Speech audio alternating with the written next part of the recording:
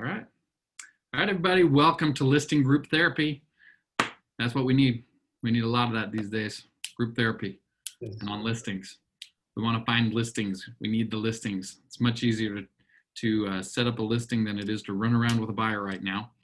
And we will be bringing some content as well from the Market Center to help us with our working with our buyers, because I'd like to see our buyer activity increase a little bit for all of our agents as well. So I want to give a welcome to David Nadjafi. David is a member of the ALC, which is the board of directors here in the office. He chairs the growth committee. As a member of the ALC, he's one of the top 20% producers in the office. He's a leader in the office. The man does work. He works. And that's, I see him in here most days. I say most days because I'm not here every day. There's days that I'm at home, so then I don't see him. But he's here most of the time, and it shows in the work that he has. As much for some of you may just think of him more as the flipper, that he does renovation properties, but the man sells a good book of business as well. And I wanted him to talk about what he's doing with a couple of different people, how he's found them, how he's nurtured them along. And yes, that I teased, he just took a 700,000 plus listing. What did it end up going for? 740? What'd you end up doing? 740,000 price point, 7% listing. So awesome. You'll be able to talk to him about, okay, well, what'd you do to get that done and how'd that all work out? So, all right. Everybody feel free to ask questions to David. And this isn't just a sheer just only whatever David has. We also want to know what's working for you, what issues are you coming up against, and how can we help you be getting more listings in your business. So David, with that, please tell us the history of this client. Okay, so to begin with, I had a friend who's also a realtor, and he wanted to sell his house. But selling residential wasn't exactly his forte and his cup of tea, so he asked me to help him out. So to begin with, I had this listing that the owner was a active real estate agent in the state of Arizona. So I took it. I didn't mind helping him out, put my flag in his yard, and helped him with it. So I went ahead and did my pre-marketing. And that's one thing I do with all my listings is for a couple of weeks, of course, before the coming soon restriction with the MLS, which I don't really think it's a restriction. I think it's a blessing. We were able to do a KWLS listing for a couple of weeks. And when I first started here, like 3.5 years ago, a wise man, I don't know if I want to mention names, but it starts with it sounds like Len Saavedra showed me how to get a listing in like all the syndicated websites and not go on the MLS. So your listing will show up in Zillow and Trulia and Realtor.com and what have you. And he created a real buzz because, as we all know, everybody likes to look into Zillow and not look at what their agents are sending them. So they're calling their agents, telling them, hey, I know this house, but you haven't sent it to me. So the agent will call. And anyways, that's how the buzz starts. Anyways, I had that, and we were hoping for a $675,000 list price, which after pre-marketing it for 2 weeks, I realized that we can probably ask for more. So we went for 685, and before we were even able to put it on the market, I had 3 offers. So put it on the market on Thursday morning, took it out an hour later, full asking price, accepted by the seller at 685. Everything nice and great. COVID hits that Saturday. 4 days later, the buyer's back out. No problem. Call back all the other disappointed agents to say, hey, listen, the house is back on the market. sold it in an hour for $6,000 more. So now we're at 691. And to this date, it's the highest number that's sold in that neighborhood. It's Valencia in Chandler, South Chandler. It's Gilbert Road and Chandler Heights, which is pretty close to my house, and I'm very familiar with that area. So we sold it for $691. Again, we had multiple offers, accepted the one, escalating offer at $691, $200. So we sold it. When I sold it, my friend told me that his neighbor had mentioned something about wanting to sell his house. And they are visitors, winter visitors from Indiana, and they haven't been there for a while. So I went through title, found them, and contacted them in Indiana. Actually, I sent them a card first. I said, hey, I sold your next door neighbor house. Do you want me to sell yours? And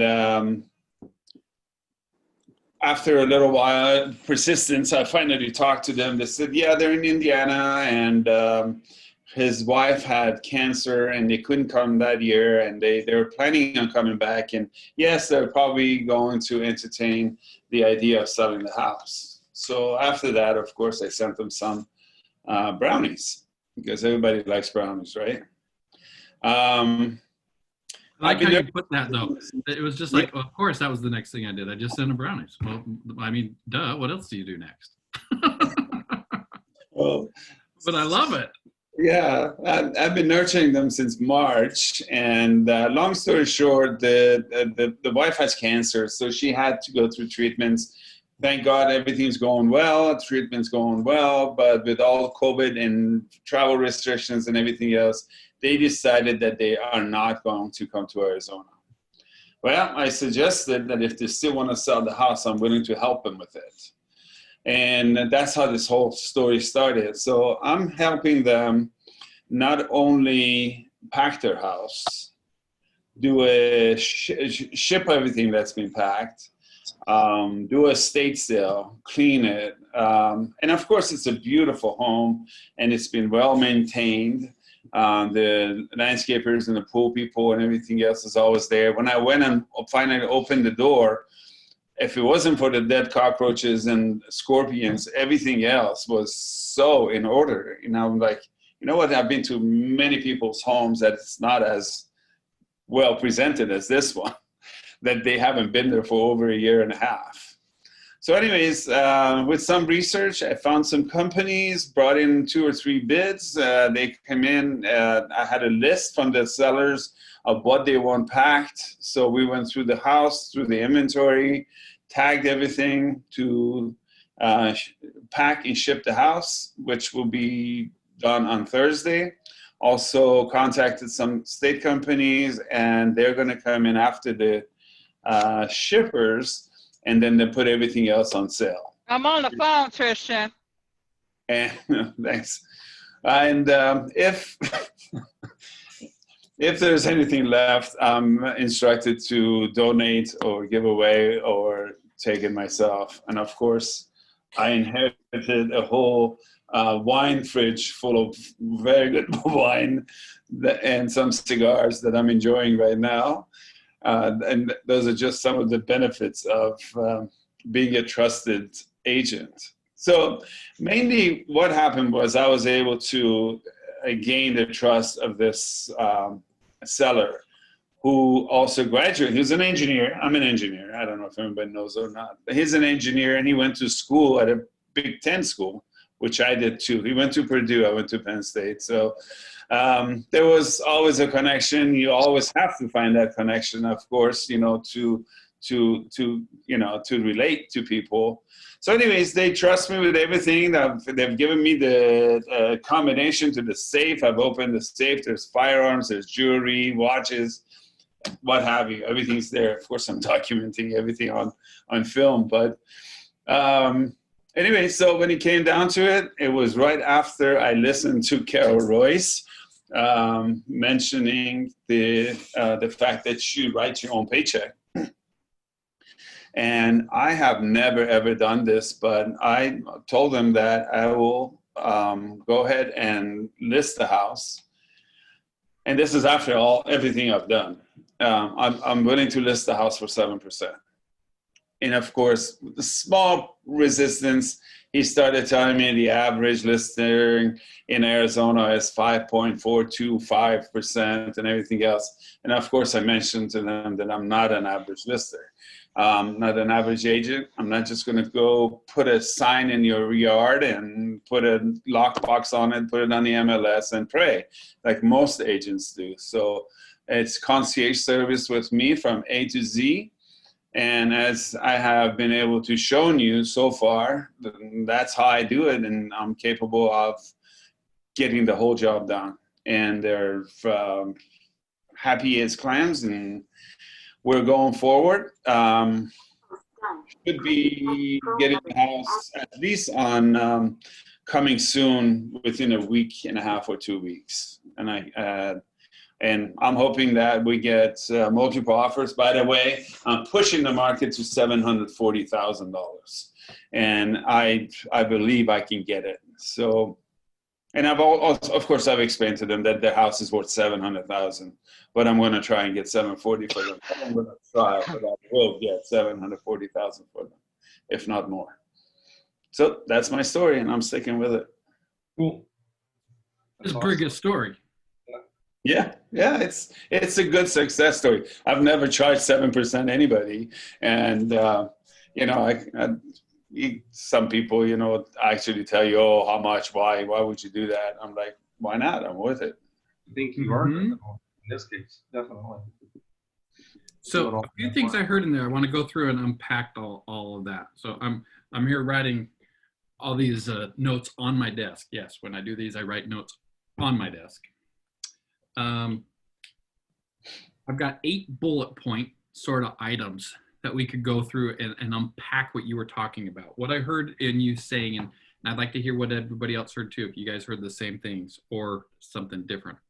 What I heard, the first thing is that you utilize KWLS, which in that is utilize the tools that you have available to you already. Right? That was the first thing you were doing. You're utilizing KWLS as a means of advertising a listing that you already had. You were already working for somebody and you utilized the tools that you had. The next thing is that you listened and you read the market.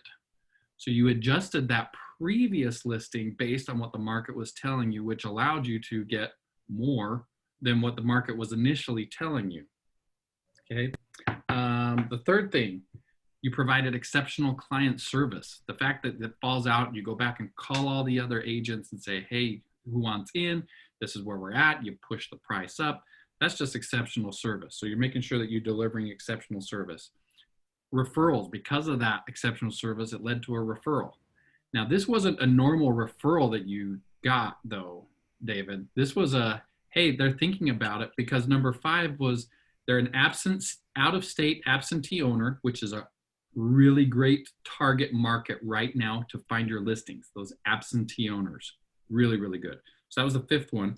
And within that, you did the work. You knew it was an absentee owner, but you weren't given the phone number and the email and all that kind of stuff. You had to go find it. You did the work. You got into title. You found the tax records. You reached out to them. You nurtured them. You sent them brownies. Yeah. Right? Which that goes to just more of that exceptional client experience. I mean, they're like, he's sending us brownies already. What's it before his client? What more is it going to look like as I work with him? And how much did the brownies cost you? $24. $24 to get a $740,000 listing at 7%. Not a bad return. Paid $2 for the card. Yep, paid $2 for the card as well. See, yeah. You didn't just print out something cheap. You gave them a real card. Yes. Okay, so then throughout the process with them, I'm going to come back to that one. So I'm going to skip my number 6. You educated yourself. That was attending Carol's class and finding out, okay, what's working in this market? How can I be a better agent? How can I improve my business? So you're educating yourself. And then number 8, having connections and resources. The fact that you were able to, you kind of skipped over it, and it's one of the things I want us to go back to and talk about is you employed an estate company. There's a moving company involved. There's a cleaning company. So you have these connections and resources that you're able to bring to the table to the client and connect them. And you didn't actually have every single one of those resources when you started talking to them, but you went and found them and they were no more the wiser, right? Yep. Right.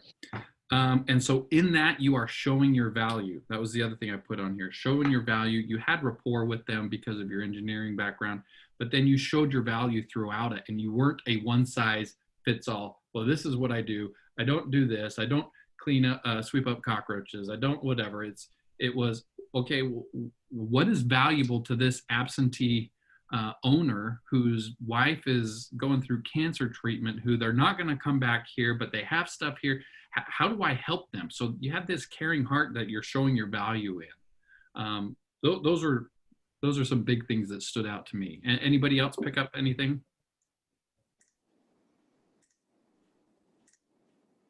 I think you covered it. All right. Sorry, stole everyone's thunder, but I was taking notes. I was taking notes.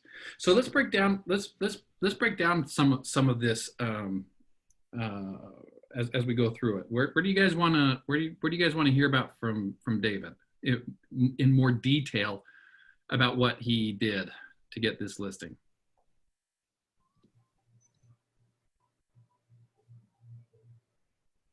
I think you guys covered it pretty well. Well, I covered the highlights, but I want to dive into it. So like for the out-of-state absentee stuff, like what did that look like? What was your process to go through to find that, David? Because there's lots of absentee owners. So how did you find their information? How did you get into contact with them? What did that look like from the actual boots on the ground doing it?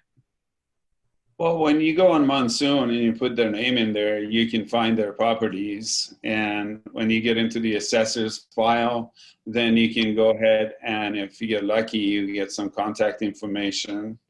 And I verified that with title, because actually I think I had the wrong phone number. Had to verify that with title, and I got their resident in Indiana as well. So I was able to get their address over there. And so how did you do that? So you went to the assessor site, you looked up the property address, and you got their name. Because on the assessor site, it's not going to have their phone number. What did you do next? Because you're looking up the house where you know they're not living. What was next? I want to say that the phone number was there. Can't really remember. I mean, like you start you start a hunt, and I don't really know where I ended up at. You know what I mean? I mean, it's not. I don't think there's a routine. Okay, go do it this way and get it done. The sources that I have available to me is the tax records, the assessor's site, and of course my friends at the title company. Yes. So what you're doing, you were sleuthing it, weren't you? Yeah. Yeah. Okay. Who wanted to jump in there? Someone said they want to jump in. Hey, yeah, Jason, David, this is Alex. I didn't come off mute quite fast enough the first time, but one of the things that was resonating to me as a newer agent in your journey, especially navigating COVID, was persistence. I wrote down persistence right away because I'm just trying to be deliberate and persistent in everything I do. And you had all kinds of hurdles to closing this deal. So that's really good for me to hear. I want to take and maybe have you take a step back for me, because I also wrote down find absentee owners. If I don't have a name, if I am just trying to look in the area or an area where I'm trying to farm, is there a way that I can find houses where maybe the owners live out of state and start my search even before you know who these people are? There's strategy there? To be honest with you, if you just want to go, and I'm facing that challenge right now in my farm. Try to get on and get a list from title to see who lives there, what their information is, and everything else. And no offense to the title, but I think it's kind of a waste of time because you get maybe 20%, 25% accuracy out of that list. I was going to ask you about that because I did get a list from title and it's a lot of inaccurate info, but can you take that and marry it up with the tax information to somehow get a better scope of maybe who these, I don't know, get a more accurate scope of, instead of calling the 7,000 people in my neighborhood, maybe I'll get Right. a refined list of people to target. I don't know. I'm spitballing, Yes, but I'm there certainly is, trying to. Alex. You're thinking of the right Okay. way. So when you go to title, if you know, so you have your area that you're farming. You go to Angela and you say, okay, hey Angela, here's the area that I'm farming, and I'd like to know all the absentee, out of state, foreign owners in this area. She can then pull a list that will show all of those who are registered with an out-of-state mailing address. So the place where they receive their tax information, that's how they determine whether an out-of-state owner or not. Okay. So she'll pull I'm that and liking you'll where have this that is going. list. Once you have that list, you can use Ivy that they have, that Angela, you know, through Magnus Title, they provide Ivy. You could run that list through Ivy and see what sort of data, phone numbers, emails that come back with those addresses that are in Ohio instead of Arizona, and try reaching out that way. Part of your strategy is always going to be direct mailing to those absentee owners. Okay, that's going to be part of your strategy you're going to want to use, because you know the address is legit. It's where they're getting their tax information on the property, their assets. So that is legit. So you're going to want to have a mail piece that goes out to them. And what does that mail piece look like? That's what you then have to determine as to what your messaging is. It can talk about how hot the market is here. It's a similar messaging that we're going through, that now's the time to sell, you know, cash out, you know, maximize your equity, maybe roll it into a 1031. You hit them with a couple of different messages. Don't just rely on one message, be the one, but hit them with a, you know, put together a series of, it's a campaign, a series of touches that are going to go out to them, and trying to find that one that resonates and gets them to respond. And the same thing would be with the emails. When you have the emails, you send them the emails with the same message that's on your postcard campaign that you're sending out to them. And you can run those postcard campaigns and everything right through command. There's ways to do that. So that's, in terms of looking for absentee owners, I'd say that would be the strategy you'd want to employ. That's really cool. You already got my wheels turning a mile a minute. I wanted to ask, you mentioned, you know, the mailing address is legit because we know they're getting, that's where they're mailing, that's where their tax information goes. So anything that the assessor or the county needs to send them, they're going to send to that address. So it's and that's where the Ivy data comes from. And so what you do when you put that address through Ivy, you're saying, hey, I want the information around this address in Ohio, not the address next door here in Arizona, but I want the address that's attached to it in Ohio, because the owners have a reason for this. And I don't know if it's their home address, I don't know if it's a business address, but run it through Ivy, and Ivy will kick back, you know, we'll give you some data, phone numbers and emails that might work for it. And you could try that, but you know, because you know that address is real, have a mail campaign as part of your strategy to these absentee owners. Awesome. Thank you so much. That is really cool. And something like that that David can do with his is telling this story, how he helped an absentee family in their situation, all the different connections he had with estate sale, with moving company, with house cleaning, etc., and all the things he did above and beyond to coordinate and make this sale happen for this family who couldn't be here to sell their property. That would absolutely be something that would resonate. So David, as you look around in your absentees in your farm, I would absolutely include messaging about this success story as part of that. Definitely. And you know what? It's like a scenario that it goes on. I mean, like when I first started dealing with this owner, I was bouncing ideas off Jason. And again, it's using your resources, you know, using my team leader, friend, confidant, and now somebody who knows what's going on. And I was bouncing ideas off of him. I'm like, okay, what do I do with this? How do I do that? What do you think about this and that? And you can do that, you know, whether it's Jason, it's me, anybody else in the ALC, or honestly, anybody, any agent at Keller Williams has the same mentality, you know, of helping each other out. So, especially you, Alex, if you're new, you need to know that we're here to help each other, and you're going to be helping somebody else down the road, or maybe even now. Just bounce ideas around, and get involved, come into the office, or whatever it is that you have, use them. Sometimes just thinking out loud helps you, solve problems. It does me anyways. When I just mention it, or even if I have to go and tell others about my challenges, then ideas comes to mind, so, okay, maybe I can do it this way or that way, and just reviewing it in your own mind. And, I'd like to thank Jason, because he's definitely, every morning, every day I come in, I've got stuff to tell him.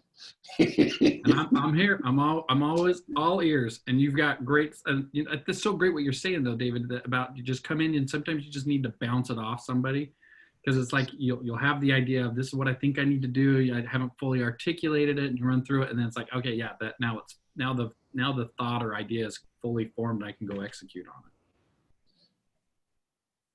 Yeah, I appreciate that, you guys. I know it derailed a little bit from your specific listing, but what you were talking about really triggered that in my mind, and the wheels started turning. So I appreciate it. David, I know your door's open most of the time, so I'm probably going to talk your ear off now. You open the door, so.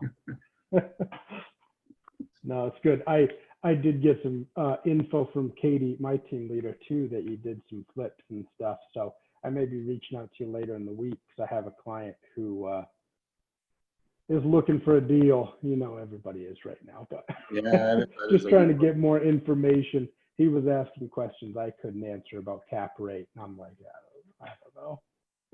I got to apologize. I think I just recognized the fact that you had a post on the agents list, and I didn't know you're one of our agents, so I put a smart ass remark back in there. I didn't even see it. Okay, good. Don't look. I'll erase it. Where was it? Just David being David. Look. I'm gonna go look right now. I don't even know what you're talking about. I should have erased it first.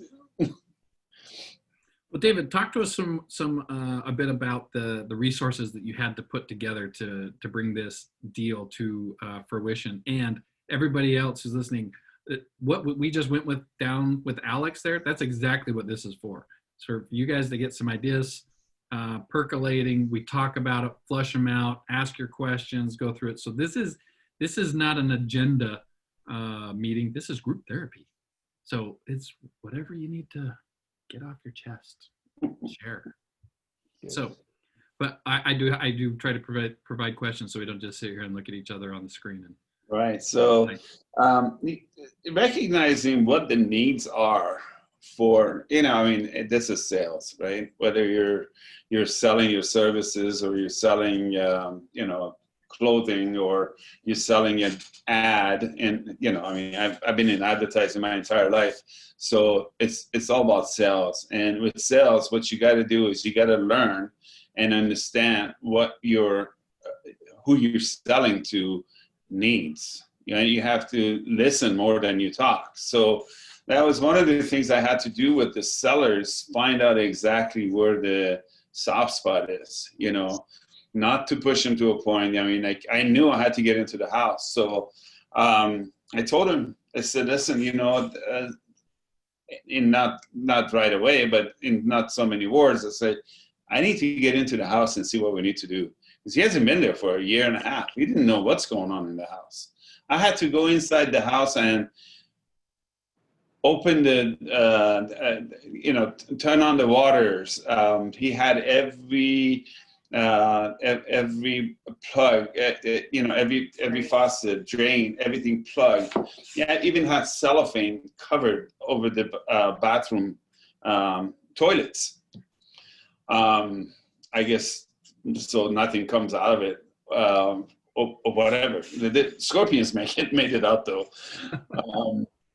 So was able to get to a point where he trusted me. I mean, I went in there and the house is fully automated. So he was able to open the door and I walked in and I walked through it, you know,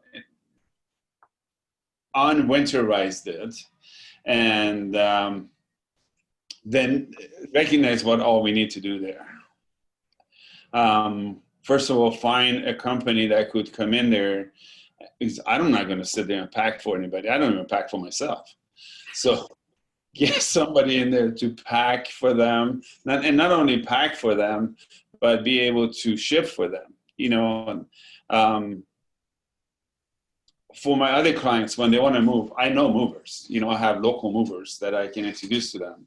I have a very thick Rolodex, but some of the stuff I had to use here, I didn't have on my Rolodex, which I do now. Find what the needs are, pack the stuff. So I figured first thing we need to do is we need to thin out the house as much as possible. And the second thing we needed to do was clean it, because I want to take pictures before all the items in the house is sold. I want the house to be staged. So they don't know that, but I'm going to use their own furniture and stage the house and photograph it, and you know, maybe even again, it's an idea that I'm going to bounce off Jason later. Should I like do a virtual tour? Because we talked about this tour where you can actually point out where you want to go in this house, and this is a beautiful house, you know. And if I want to get $40,000 more than what the market is offering, then I'm going to have to do a little bit extra for it.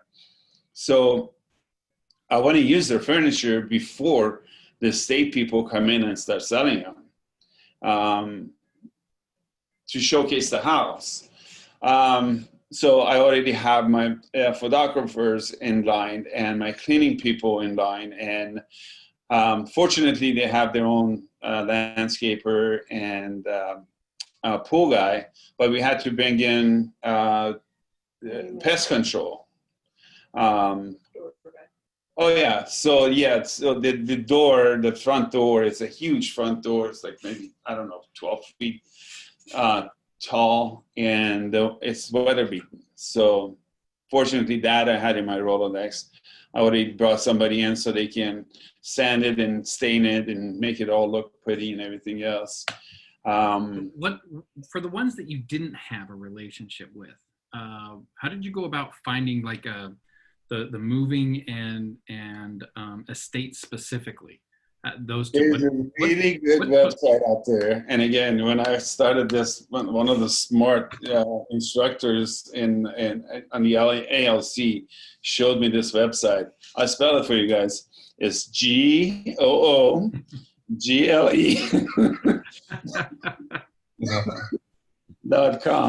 And that smart instructor is sitting right next to me on this Google. on this. He told me that when I asked the question 2 years ago. It's like, yeah, there's this, write it down, GOOGLE, you know, like, so yes, Google, you know, just research it on the internet. And of course, you know, I want to make sure if I'm bringing somebody to somebody else's house, I want to make sure I do a little bit more homework than I would do for my own house. Make sure they're reputable, look at their you know, reviews and talk to them and get a feel. And obviously, you interviewed, you called, you Googled, and then you actually interviewed. You didn't just like pass on, here's some people that do it. You interviewed them. No, and I met them. I met them at the house and I walked them. And so Thursday, if you don't see me here, supervising your packing job at the house. And I love that, because that's just going above and beyond. And now you have somebody that you're now building your own database of referrals, right? So you had said before, yeah, they're right in my Rolodex for the door folks or whatever. Now you'll have a moving and an estate company that, you know, okay, I've worked with these people before. This is what it looked like. They did a good job. If they don't do a good job, you know, you get them out and put someone else in there. But you have a go-to resource now that makes it even easier as you come across similar situations. Just here, pound out the referral to them. And that's And how- that is a value add. And that's what people look to us as agents to be able to do, is to connect those dots. And that's how we came up with the rest of the Rolodex. You know, for at one time or another, the need was there. And you know, like my plumber is a plumber that Katie introduced to me. I think it's her cousin or something, and I use him now, and I've been using him for quite a while, and he's a great plumber. And anybody needs him, I just like say that, unless I need him first, then I won't share. You know, there's certain people I won't share, but don't ask me for a handyman. But everybody else is, yeah. So let's talk about here about the commission. You touched on what that conversation was like, but walk us through that, including what your own self-talk was as to whether or not it would be reasonable, or whether they would accept it, or you know, you'd never done it, you'd never asked it before. So what was that like? What was that process like for you? It's one of the biggest. I think one of the biggest, or my shortcoming is asking people for money. You know, I mean, I've published newspapers for 25 years. You know, and I've never had to ask anybody for money. There was people, you know, I just had to like open checks, you know, and put them in the account. And I never asked for anybody for money. So that is one of the weaknesses of mine, is asking people for money. But you know, after listening to Carol and my other listings, you know, I don't even think maybe a couple of times I even asked for 6%, because most people that I deal with, I already know them. You know, they're referral. You know, they've even been referred by other clients, friends, family members, or whatever. You know, I mean, like I hardly ever go and find somebody, you know, that you know, I have never seen before. The buyers are easy, because in my pitch it's like, hey, I do all of this for you and it costs you nothing. It's free. I do all this for you for free. The seller pays my commission. So it's really easy for me to sell that. But if I'm going to go and I say, okay, Mr. Seller, I'm going to do all this stuff for you, and I know I'm going to do a good job for you, but I'm really, you know, shy about taking money from you. You know, I'm getting better. And so what comes with that getting better? What to you? What's the thing that holds you back with that? Well, you know, again, you know, it's just like, you know, honestly, when I took this job and when I became an agent, I didn't become an agent to sell, you know, or, you know, to take on clients or anything like that. I figured I'd just become an agent to do my own thing, you know. But dealing with people, I really love this. So now, you know, that's my favorite part of things to do, is to do work for others. Where was I going with this? So the value that I bring into the table, you know, I know it's more than, not in our market center, but it's more than 95% of the people that bring into others. You know, I do things. I always answer my phone. I don't have, you know, I don't time block. I don't have time for myself. Okay, between 5 and 6, I don't answer anybody's call. No, you call me at 9 o'clock at night, I call you back. You know, it's I always answer my calls. I always return my texts. I always do my communication is second to none. I deal with every one of my clients, all my active clients. I deal with them on Mondays from 9 to 12. I just check on them, make sure, you know, I give them a good report, and make sure everybody knows what's going on. So I believe that I do a really good job, and for that I should be rewarded. And that's exactly it right there. So a part of it, David, is recognizing the value and your own worth as a professional and what you're bringing to the table, because you do all that stuff, and that stuff should have a value to it. It has a price for it, and you should be compensated for it. And so when Carol's saying that you dictate how much you're going to make, not somebody else, you said in the beginning how that really kind of like woke you up. Yeah. And is that part of where it is, and that realizing, hey, I do all this stuff. Why am I not being compensated for it? You know, I think the experience also helps. because, you know, I mean, in March, I had another listing. That was a friend. You know, I actually, it was a colleague of mine in sheriff's office. And he came to me with his mom's house and said, what do you want me, what do you think? I know you buy homes and you want to buy this. I don't know if there's enough room. I said, well, let's talk about this. I said, there are 3 ways I can do this for you. First of all, let me know how much money you want to get out of this. Is this much? I'm like, okay. I said, there's 3 things I can do for you. I said, I can buy it from you. I can list it for you, or I can try and sell it to wholesalers for you. Not just wholesalers, but other investors. So tell me how much you want and what is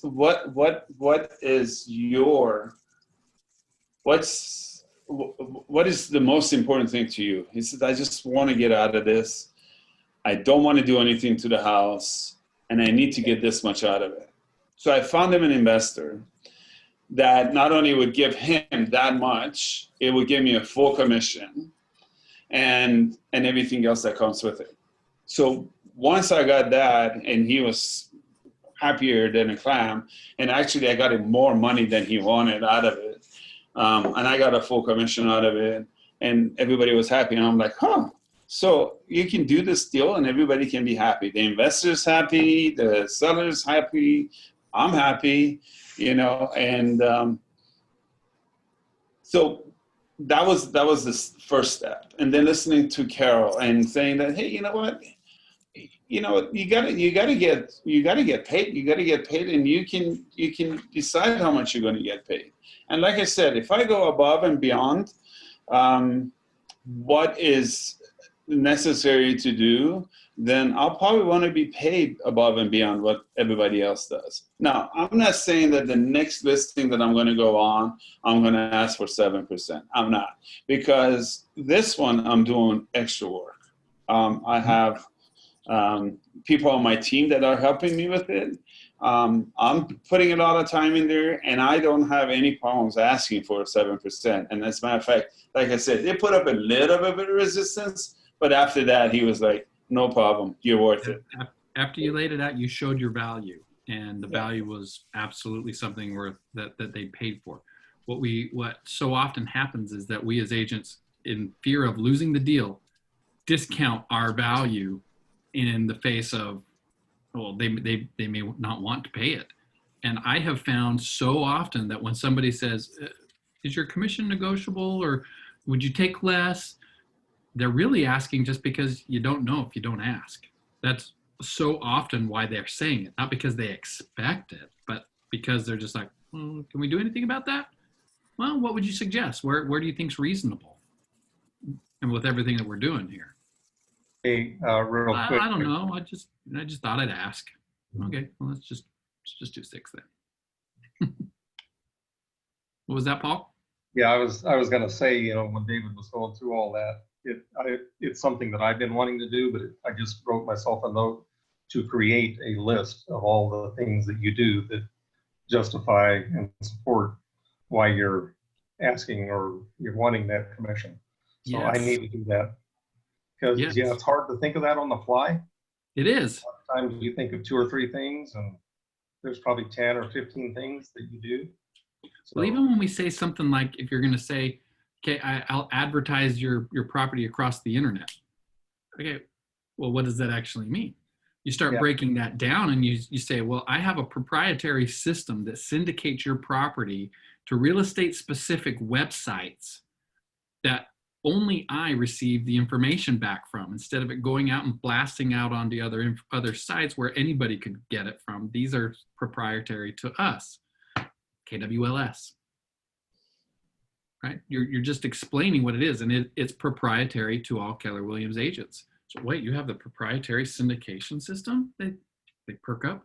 Yes, we do. It'll send it out to Zillow, Truly, Realtor, and over nearly 200,000 real estate agent specific websites, right? Because it's going to go out to all the real estate agents within Keller Williams. It'll be on their sites, on their command sites and stuff. So when you start breaking it down and start realizing, what are the tools I have available to me already at Keller and how do I explain them? That's really good. A place you might go to kind of prime the pump on that, Paul, is in designs within Command. There's a listing presentation template in there.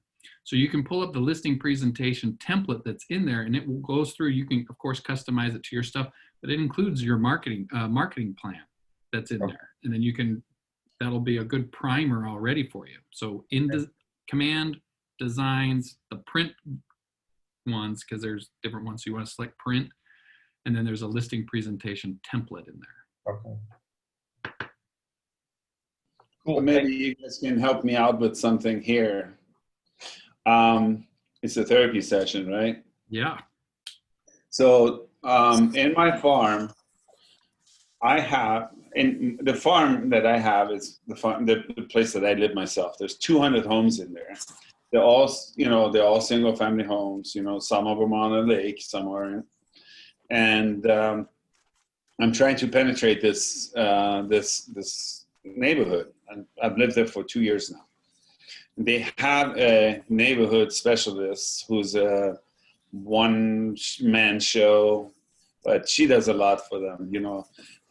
She goes around and fills in their house numbers so the HOA doesn't get on them, and this and that. Like in once a quarter or something, she puts the flyer together and sticks it in your door. Rolls up a paper. So I'm here to destroy.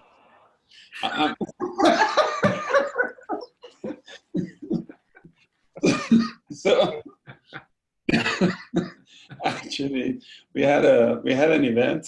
We already set up a Facebook group, and we've had one event in there. And this little old lady came to me, said, "Hey, I heard you're really good, and this is the kind of stuff you do." And I'm like, "Yeah." So she said, "I'm selling my house, and I want you to be one of those realtors that comes in and gives me a bid." I'm like, "Definitely."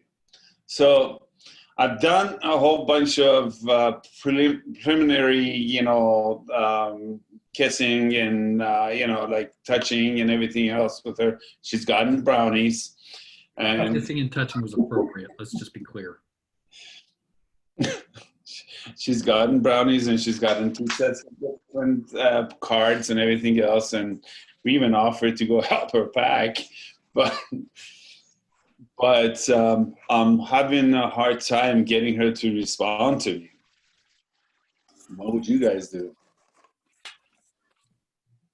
Great question. What would you guys do in that situation? What have you heard? I know Brad Cox is on the call, so. Or anybody else? Rose? Hey guys, sorry, I didn't realize I was not on mute. Yeah, I would. Have you knocked on her door? Well, knocking on her door is probably not a good idea right now. Actually, I did knock on her door. I called her. I said, "I'm going to come over. I got some stuff for you. I want to bring it for you." And being an old lady, I actually asked Amy Lyons, my old mentor, to go with me. And I bribed her to go with me and show my softer side.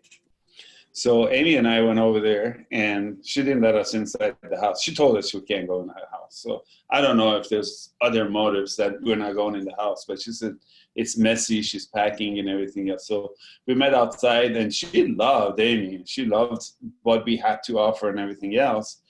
And just before I went on my motorcycle trip, I called her and said, "Hey, listen, I knew you wanted to go, and you listed in August. And I'm going on my bike trip, and I'm going to be gone for 10 days. So what gives?" She says, "Well, I'm still not ready. So I'm thinking maybe middle of September. So to go on." Send her more brownies. More brownies, yeah. I sent her the brownies with a card that said, "I know you need energy, so here's more sugar."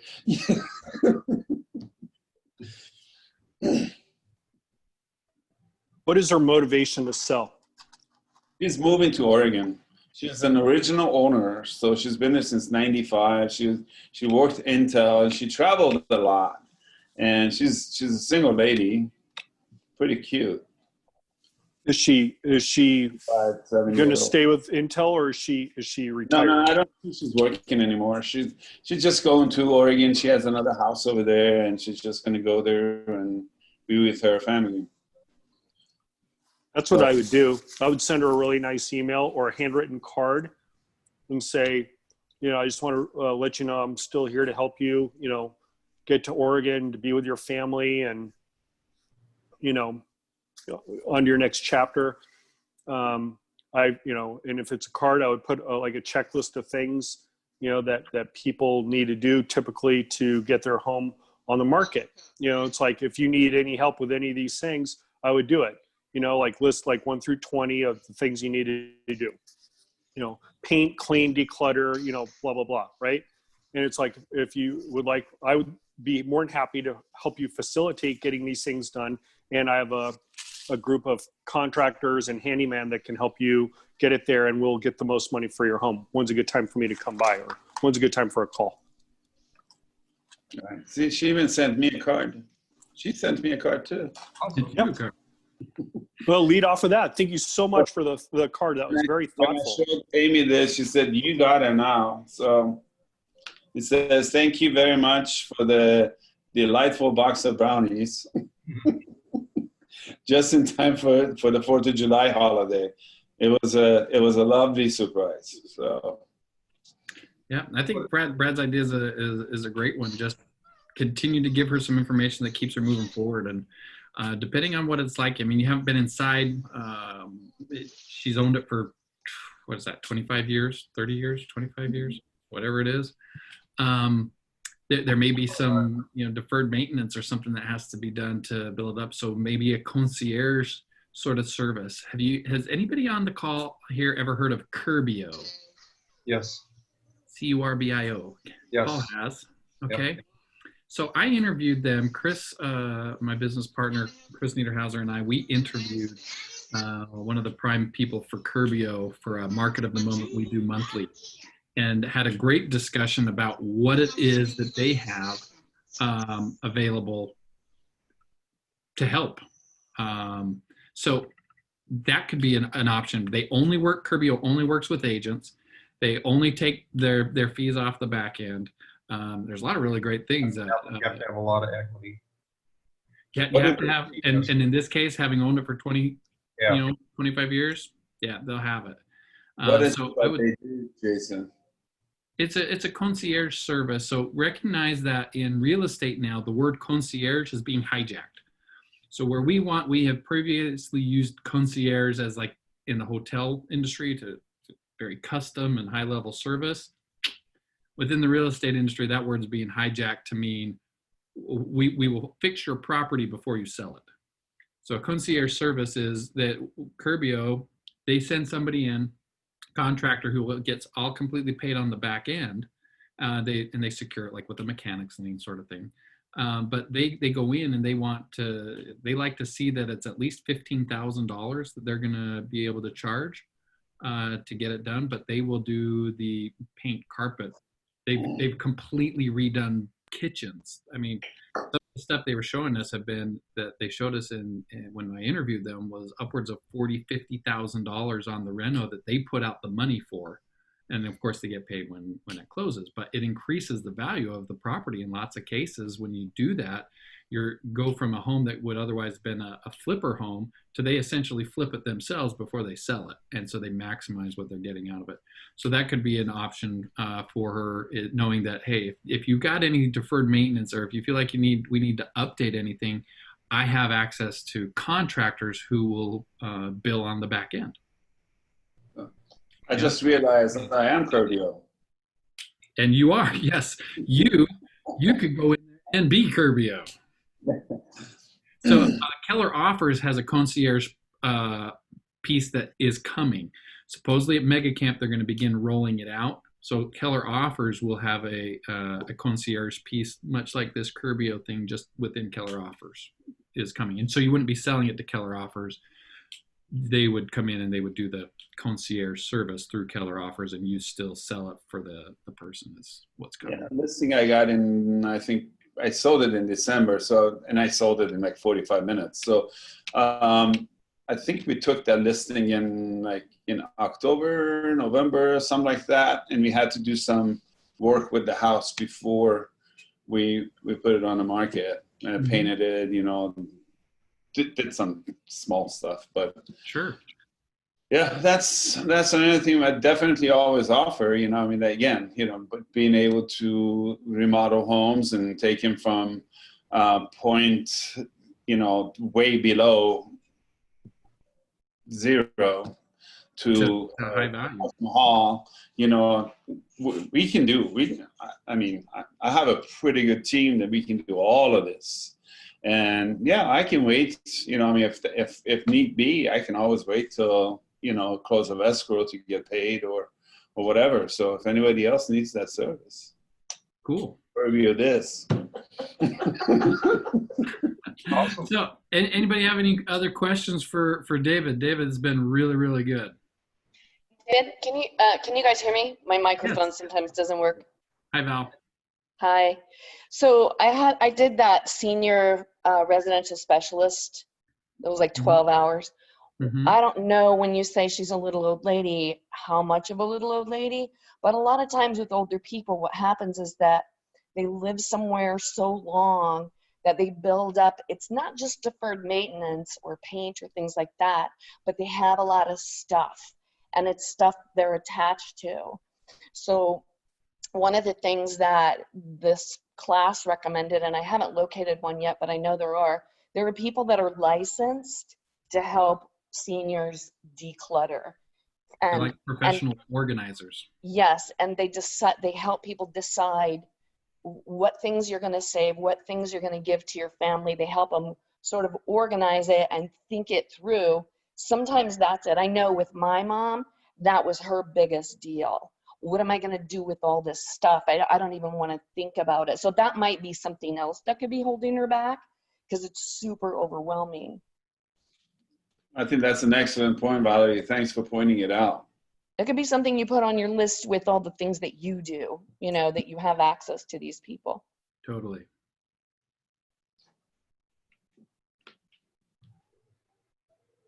Anybody else? That was great. Thanks, Val. Anybody else? Good information. Everybody, thanks for joining us for Listing Group Therapy. I hope we all feel a little lighter, a little more rejuvenated, ready to get after it this week. I will be posting this onto our YouTube channel and soon coming to our new improved office website.